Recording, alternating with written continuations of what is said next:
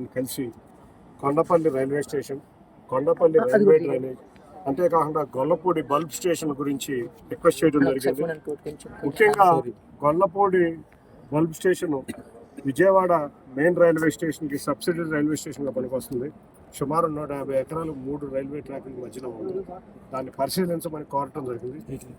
వీటికి తోడు గత సంవత్సర కాలం నుంచి నేను కానీ, ఎమ్మెల్యే గారు కానీ, ఇక్కడ ఉన్న జనసేన నాయకులు కానీ, గాంధీ గారు కానీ, లేకపోతే బాలా గారు కానీ, చిట్టుబాబు గారు కానీ, చిత్రాల గారు కానీ నిరంతరం మన కొండపల్లి రైల్వే స్టేషన్ ఎప్పుడో బ్రిటిష్ కాలం నాటి రైల్వే స్టేషన్, దీన్ని అభివృద్ధి చేయాలని చెప్పి అడుగుతున్నాం. మనం కూడా పార్లమెంట్ సమావేశాల సమయంలో కూడా దీని గురించి నేను పార్లమెంట్లో ప్రస్తావించడం జరిగింది.